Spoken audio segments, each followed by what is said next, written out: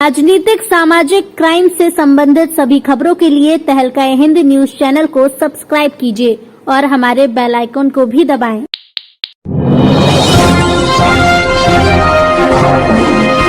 जयंत चौधरी के कार्यक्रम में सुबह से ही कार्यकर्ताओं नेताओं के पहुंचने का सिलसिला शुरू हो गया था। बड़ी तादाद में कार्यकर्ता नेता जनसभा स्थल पहुंचे और हेलीपैड पर जैसे ही जयंत चौधरी पहुंचे उनके स्वागत के लिए भीड़ उमड़ गई। अपने चहेते नेता की एक झलक पाने के लिए लोगों में होड़ मची दिखाई दी। जयंत चौधरी के मंच पर पहुंचने के बाद उन्हें पगड़ी बांधकर शॉल पहनाकर बुके देकर स्वागत किया गया। उत्तर प्रदेश की मुरादाबाद जनपद में राष्ट्रीय लोक दल के राष्ट्रीय अध्यक्ष जयंत चौधरी द्वारा एक जनसभा का आयोजन किया गया, जिसमें इलाके की भारी संख्या में किसान पहुंचे। मंच से जयंत चौधरी द्वारा किसानों को संबोधित भी किया गया। जनसभा में भारी संख्या में किसान पहुंचे थे। मुरादाबाद जनपद के छचलेट इलाके में कैंच की पुलिया पर एक जनसभा राष्ट्रीय लोक दल द्वारा बुलाई गई थी। इसमें राष्ट्रीय अध्यक्ष द्वारा किसानों को संबोधित किया गया था। साथ ही प्रदेश सरकार पर मंच से राष्ट्रीय लोक दल के अध्यक्ष द्वारा जमकर निशाना साधा गया। मीडिया से बात करते हुए मीडिया के सवालों पर जानकारी देते हुए बताया कि मंच से की गई घोषणा सारी पूरी करी जाएंगी। विधानसभा चुनाव में पार्टी मजबूती से चुनाव लड़ेगी, जिसे लेकर सभी रणनीति तैयार की गई है। जयंत चौधरी राष्ट्रीय लोक दल के अध्यक्ष से बात की तो उन्होंने पत्रकारों के जवाब देते हुए कहा, एक खासी खुशी है मुझे इस अवसर पर कि मैं आपके बीच हूँ। आशीर्वाद पद का कार्यक्रम हमने इसलिए बनाया कि आज इस कठिन दौर से जो किसान गुजर रहा है, बीते दिनों में हर घर में संकट से कठिनाई के दिन जैसे अपनों को खोया है, अपने काम को तबाह होते देखा है। इन दिनों में हम और आप एक दूसरे के आमने सामने भी नहीं हो पाए। एक दूसरे का दुख की आवश्यकता होती है कि हम क्योंकि एक दूसरे की ताकत बने और हम लोग जिस रास्ते पे चलना चाहते हैं, जिस मुकाम पे अपने लोगों को उत्तर प्रदेश को पहुंचाना चाहते हैं, अगर वहां तक पहुंचना है, मंजिल हासिल करनी है, एक ही रास्ता है कि सब समाज का आशीर्वाद मिले। जैसा चौधरी चरण सिंह जी कहा करते थे, वे चाहते थे, इसलिए मैं सब समाज की बात कर रहा हूँ। बाबा तो चैन नहीं हुई। जो महंत लोग होते हैं, जो अध्यात्म के जीवन को जीते हैं, जो तपस्या करते हैं, जो बड़े बुजुर्ग होते हैं, जिन्होंने कुछ स्थिति हासिल की होती है, आपने एक चीज नोट की होगी, उनमें सबने कहीं ना कहीं कुछ ना कुछ गहराई होती है, शांति होती है। उनके साथ बैठने से सामने वाले को भी चैन मिलता है। चरण से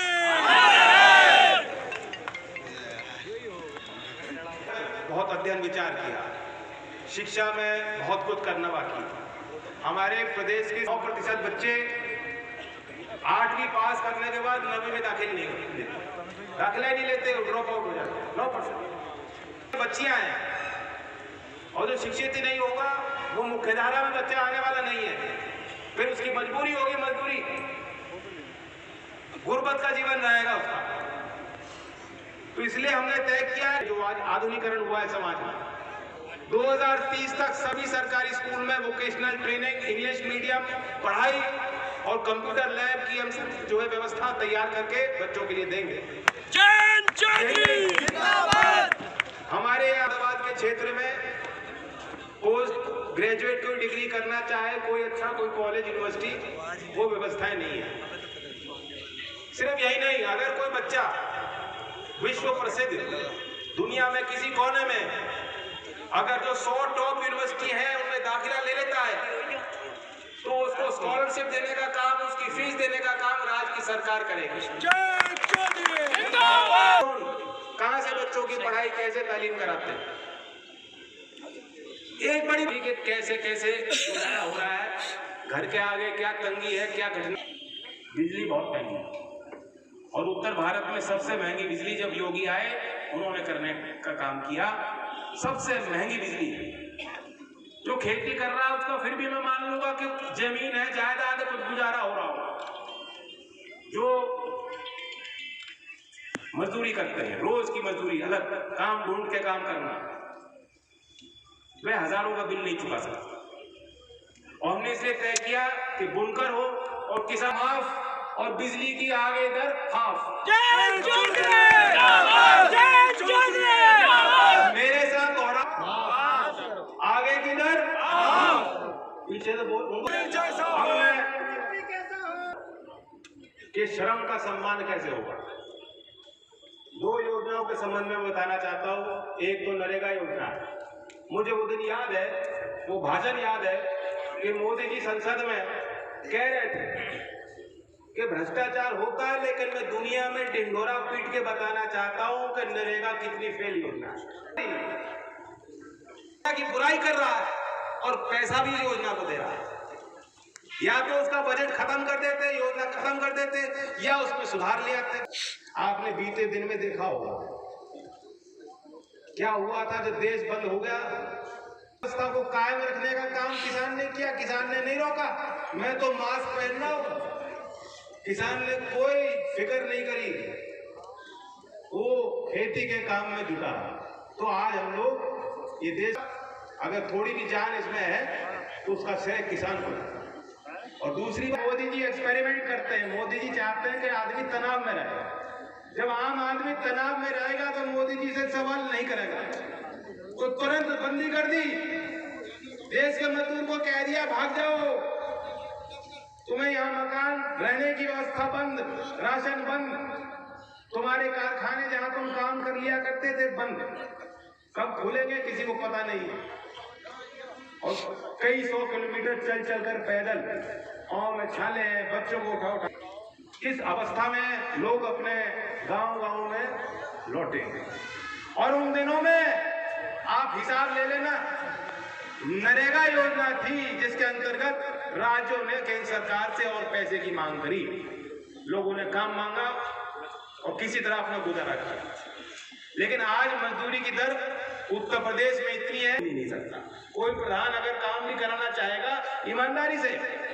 यहाँ प्रधान भी मौजूद है, मुझे बता दीजिए, आप खेती करना चाहोगे, मजदूर से काम कराना चाहोगे, उसका रेट क्या है? उससे आधा का भी रेट सरकार नहीं देना चाहती। ईमानदारी से काम कैसे होगा? राज्यों में सबसे ज्यादा मजदूरी दर नरेगा के अंतर्गत हम दिलाएंगे 100 दिन नहीं मिल रहा। उत्तर प्रदेश में 46 दिन औसत दिया जा रहा है काम, जिनको नरेगा में मिल भी रही है राशि, 46 दिन का काम मिल रहा है। 100 दिन की बात है। अगर संसद में बनाए गए कानून का कोई अर्थ नहीं है तो देश नहीं चल पाएगा, किसी सरकार का इकबाल नहीं बचेगा, कोई कानून को मानेगा नहीं, जंगल राज हो जाएगा। इसलिए 100 दिन अगर नरेगा की बात कही गई है तो हमारी सरकार की जिम्मेदारी बनेगी कि 100 दिन कम से कम नरेगा के मजदूर को जो काम मांगता है उसे काम मिलना चाहिए। और दूसरी योजना, दुनिया में एक्सपोर्ट है, उस उद्योग को भी लाभ मिलेगा। और शहरी क्षेत्र में जो मजदूरी करते हैं उनके लिए मैं पहले भी घोषित कर चुका हूं, मैं आज इस बात को दोहराता हूं कि काशीराम जी के नाम से हम योजना चलाएंगे। जैसे गांवों में मजदूरी कर रहे मजदूर को काम मिलता है, उसकी आय सुनिश्चित है, उसी तर्ज पर शहरी क्षेत्र में, असंगठित क्षेत्र में, छोटे छोटे कारखानों में जो मजदूरी कर रहे, जो मजदूर हैं, माननीय काशीराम जी के नाम से श्रमिक सम्मान योजना हम चलाएंगे और नरेगा के तर्ज पर उनको पैसा देने का क्रांति आएगी। सामाजिक, अमीर और गरीब के बीच में फासला, मैं चिंतित हूं। आदिवासी लोग, दलित वर्ग, उनके लिए प्रधानमंत्री होते हुए उन्होंने जब भाषण दिया था उनके लिए उन्होंने चिंता जाहिर की थी। और अगर आज जो समाज में कोई हैसियत रखता है, जिसके पास जमीन है, खेती कर रहा है, व्यापार है, उद्योग है, जिसके बच्चे नौकरी कर रहे हैं, अगर अपने बस्ती में, अपने गांव में रहने वाले गरीब व्यक्ति की देखभाल नहीं कर सकते, उनका सहयोग नहीं कर सकते, उनका साथ नहीं दे सकते, उनके सुख और दुख में शामिल नहीं हो सकते, तो अपनी सामाजिक जिम्मेदारी नहीं निभाते। क्या गुजारा घर घर का उससे भी होता है। दूध की बात मैंने कही, हमने ये घोषणा, हमने तय घोषणा पत्र में शामिल भी होगा। आज यहाँ से मैं कह रहा हूँ कि दूध का भाव किसानों को मिल नहीं रहा, दूसरे राज्यों में सब्सिडी दी जाती है, सीधा किसान के खाते में जाती है। जानकारी है आपको? दूसरे राज्य में, यूपी में सब्सिडी नहीं है कुछ। 5 रुपए प्रति लीटर दूध के उत्पाद के लिए किसान को सीधा सब्सिडी देने का काम हमारी सरकार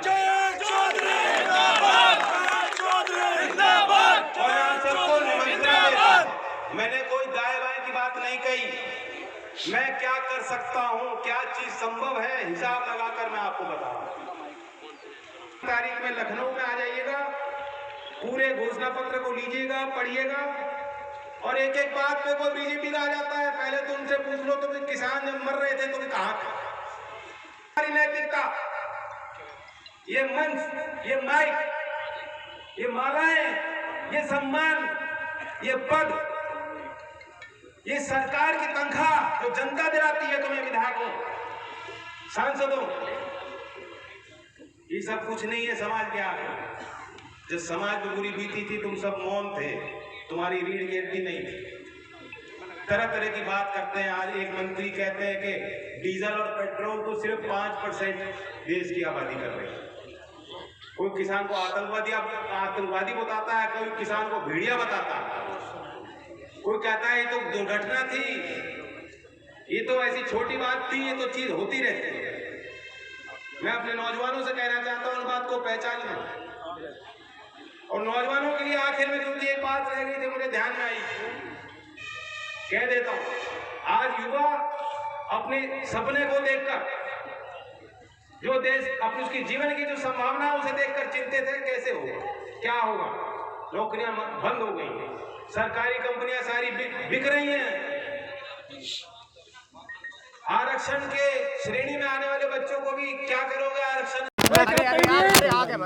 पिछला चुनाव भी हम साथ मिलकर लड़े थे और इसलिए उसी राह पे हम चल रहे हैं। लेकिन आप जो संकल्प पत्र जारी कर रहे हैं तो ये सहयोगी दल से बात करके कर रहे हैं या खुद से कर रहे हैं? देखिए, हमारी पार्टी अलग है और इसलिए अलायंस में भी कोई पार्टी अपने मुद्दों को नहीं छोड़ती। इसलिए पहले हम जनता को अपने मुद्दे बता रहे हैं। जब अलायंस होगा तो मुद्दों पे सहमति होगी, और जब दो पार्टियां होती, जरूरी नहीं है कि हम 100 बात कहेंगे 100 में से 100 मानी जाएंगी।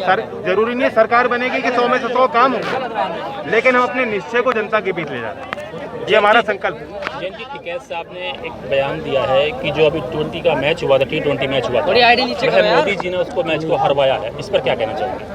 नहीं, मैं उस पर क्या कहूँ, उनकी प्रतिक्रिया मैं इसमें क्या कहूँ। भाई एक बात है, पैरालंपिक जब खिलाड़ी मेडल जीत के आते हैं उसका श्रेय मोदी जी लेना चाहते हैं, सच्चाई है।